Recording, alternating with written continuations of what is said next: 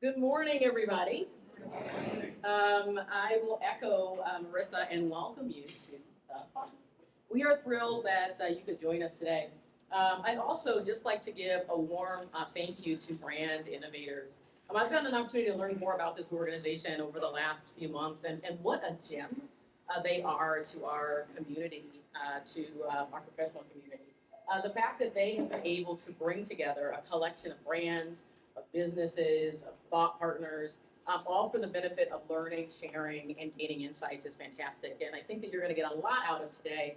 I'm excited to be a part of it and just hear from this amazing group of speakers that we have. When I was asked to keynote, I started thinking about what I could talk about that was going to be relevant to so many folks who have been around in the industry for a while, folks who have been there, done that, and have their own experiences to share. How can I add value for the day? And I started thinking about pivot moments. And I think that I started there because over the last few years in particular, we have had tons of them ourselves. And every time I talk to a business, that is echoed, right? Since the pandemic, lots of pivot points in which we've had to get super smart, super creative about how to go to business, to market. And then I decided to kind of twist that a little bit because these pivot points create what I would call blue sky opportunities for brands and businesses if we're able to latch onto it and take advantage of it. And so with your permission, that's what I'd like to talk about today. I'd like to use some stories about Bob Evans, some experiences that we've went through, share those with you, and hopefully you'll be able to take some nuggets with you, and at the very least some thought-provoking questions that you'll be able to use in your own businesses. Make sense? Sound good? All right, so let's get started.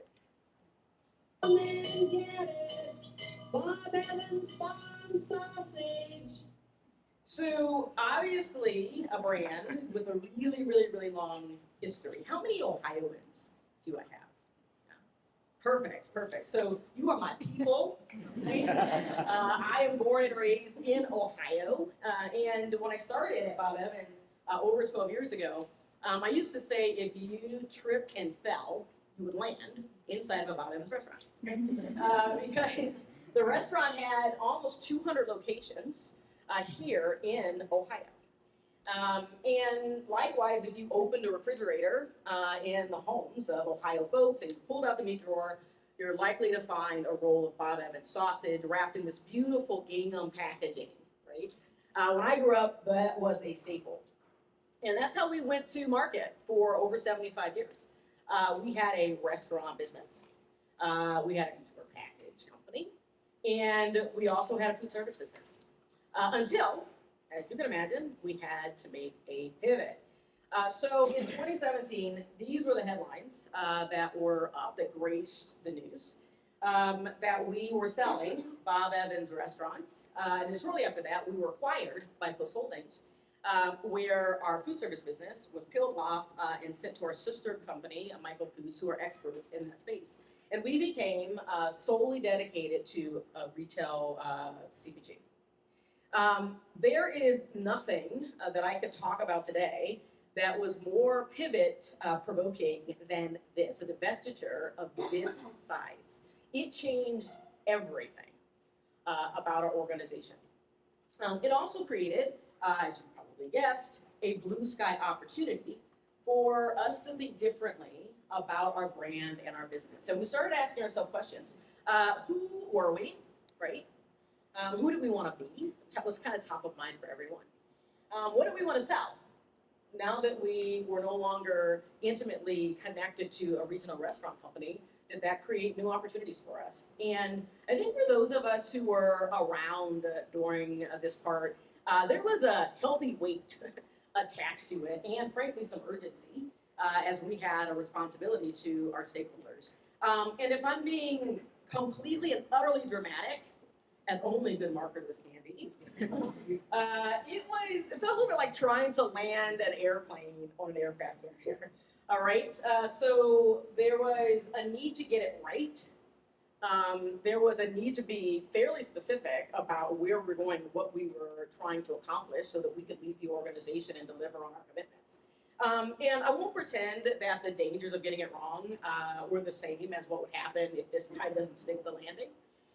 But we felt a lot of pressure on those of us who are here. And so it's with that background that I want to talk about how we took this opportunity to think more blue sky about our business. Right? I want to tell it in kind of 4 topics, all right? 4 kind of moments for storytelling. The first is all about focus, and that doesn't sound sexy to a group of marketers and advertisers, but my challenge to that would be, we made a lot of money, and there's nothing sexier than making a lot of money. So there's a happy ending, I promise, at the end of this one. Also, refreshing our brand. I don't have to explain to you what that means and what that looks like. We'll talk about it in just a second. Innovation. Everybody loves to talk innovation, so I'll share with you a little bit about how we think about it here at Bob Evans. And then finally, we'll talk about the future, okay? And when you're talking about a pivot moment like this, that comment could be very, very large. So I'm going to narrow it in. I'm going to focus on the opportunity to think about our brand, our corporate brand differently, and look at our portfolio in a different way. All right, so let's hit first applying focus. For the folks in the room who were here during the separation, they will nod with me. At the time at which we split from the restaurants, we had over 120 products, which for a business our size was a lot. We spanned tons of categories. We had multiple buyers, multiple temperature states at the time. We sold cracklins. So what I will tell you is anybody that could tell me what a cracklin is, like gold star for you. We had pork jowls. All right, all the way to mashed potatoes. And so our first step was to focus our attention on a core set of items that were important. I will tell you this, we had to ask ourselves the question, what mattered and what didn't? All right, and in thinking about what mattered, let me qualify that for you.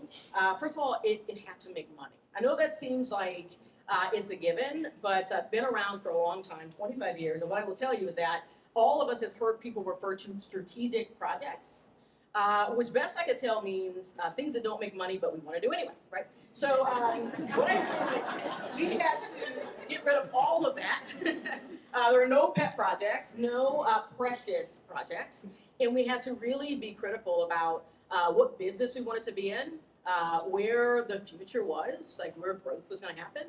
And frankly, what were we good at, right? What were we capable of doing in a meaningful way for our consumer? This, for us, getting this right, was worth millions and millions and millions of dollars to the bottom line. And right after making money being like the #1 sexy thing, right after it is spending money, right? My husband will tell you that I totally subscribe to this. And so with these millions of dollars, we got to turn around and reinvest it right into the brands, right into those kind of like sexy moments that you probably think of first when we talk about branding and advertising. And so I think that the question here that I leave you with after this setup is, are you focused on what matters most? When you find yourself at a point where you want to do something and you just can't find the funds, or, frankly, when you're running into kind of the same challenges over and over and over again, is there an opportunity to simplify? To provide more focus, both to your people and to your spending. The second thing, refreshing the brand. So certainly, I told you before, we're asking tons of questions about the brand we want it to be. I'm going to show you in a second the first campaign we did after the separation, and a few things that I would point out about it. One, we used to be very farm forward in how we talked about our business. I told someone the other day, when I got here 12 years ago, our FSI was literally a farm, a field, with a roll of sausage sitting in the middle of it. I don't know, but that's what it was, right? Every time we talked about ourselves, it was farm this and farm that. And farm is very important to us. It will continue to be. You will see it on the front of all of our packaging. But the resonance with consumers, not exactly what we needed it to be. Right? Consumers needed to be able to see themselves and see how our product would help them solve a problem before they were willing to commit. And so what you'll notice about this is the focus shifts to the product. It is product focused. You'll hear lots of talk about benefits of products, how it can help, number one. Number two, it takes place in the grocery store. We deliberately wanted to create some separation and some distance between us and the restaurant so that when people saw this mark, us talking about it, they were thinking about our food items sold in grocery. So that became really important. We also tied into two amazing celebrity talents that added a bit of humor to the spot so that the brand started to take on a personality. And also that helps, of course, with recall. Everybody knows that. And it also gives an endorsement effect. So that was a Love It First Bite campaign. It did fantastic things for us. We saw lifts in all the measures we were looking to see lifts in, including household penetration. This became a part of how we brought new people, more people into the Bob Evans program. I think the other kind of highlight of my career here at Bob Evans, I don't think that when I get to the end of it, I'll speak more positively about a program than I could about this one right here. Our Firm Salutes, we launched it right actually before the separation, and we have continued it even today. It's personal to me. Both my parents were in the military, and I think that if you were to sit the ELT down, as well as some of the leaders here, you'll see a lot of folks have stories about how personal this program is. Our CEO, Mark Delahanty, a Navy man himself. This program has done wonderful things for the community. When we think about serving the people who have served us, it has been, I think, just so remarkable. We have given tons of money to veterans that are launching their own small businesses after they're coming out of service. We've helped military kids go to camp and make some long-lasting friendships and connections. We have lifted up this very important issue of mental health as it relates to our servicemen and women. And we've done that through connecting with some very wonderful organizations, the Heroes Needs Foundation, the USO, and you see our friend David John up there who helped us with our Heroes CEO program. What I will say is, in addition to just the thrill of being able to be a part of something like this, it has also done a very good job of showing that Bob Evans is a company with heart. It has helped us build, I think, really strong emotional connections inside of our communities and with our folks, showing people that we care about the things that they care about. And with that, we have seen lifts in our loyalty measures ever since we have done this program. We saw as much as 8 to 10 point lifts the first couple of years in things like, is this a brand for people like me? Is this a brand I would go out of my way to get? Is this a brand I'm willing to pay for? And so I think that the takeaway from this is you've got on one side this push to talk about the products, which is extremely important for bringing the people in. You also have on the other side the program that makes emotional connections possible, which is extremely important to keep people there. Our third thing is making the food that people love. We love to feed people, right, at Bob Evans. It is a well-known fact that when you join the team, within a couple of years, you are quite a bit larger. I'm going to pretend that all of this came from Bob Evans. I'm going to blame them. Right? We love to feed people. And we're fortunate we have a fantastic R&D organization who puts together amazing food. We have a wonderful sales organization who gets it on shelf, and a group of amazing marketers who tell people that it is there. I'm not going to steal the thunder of the team. I know they're going to come later and talk a little bit about our newest campaign. So these are two of the items that we sell the most of. They're part of our dinner portfolio. And they are absolutely amazing. And if there's one thing that we can build off of, it is our ability to make amazing macaroni and cheese and mashed potatoes. People tend to ask me from an innovation standpoint, what's next? And I'll be honest, normally when I'm standing in groups like this, I'm like, I will tell you. But anyway, since we're friends, I figured I would talk about an innovation that we have coming up here in just a few short weeks. We're going to be shipping it. Our queso mac and cheese is going to be coming out. This sits here in the crosshairs of something we do extremely well and something that ties into a flavor trend that is very much on the minds and the bellies, frankly, of consumers. And I think the other thing that this does really well for us is queso is trending very well with younger households and younger consumers. So as we think about opening our brand up to this upcoming group of consumers, innovation can play a very important role in doing that. And that's what we're looking to see from this product. Last but not least, building for the future. If you're going to talk about the future as it relates to the portfolio, you tend to start that right here and looking at trends. For us, we look at flavor trends, and we also look at restaurants, right? What's hitting restaurant menus, because we know that as far as CPG goes, that's an important indicator as to what consumers are going to be looking for. As we looked at it, there was one topic that kept coming up, and certainly we've seen it make its way into grocery and continue to be something that consumers are leaning into. And that's this area of global cuisine, right? And what I will say is in this time where pockets are stretched, consumers are looking to get this type of global cuisine, and they're not necessarily interested in going to a restaurant. Likewise, they're not interested in buying a bunch of spices that cost a bunch of money that they don't know what to do with.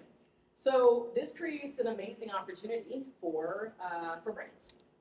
Now, you guys are all really, really smart people. I probably don't have to tell you that the Bob Evans Farms brand doesn't lend itself well to global cuisine, right? So when we sung Old MacDonald Has a Farm, right, when we were kids, never did egg rolls pop up.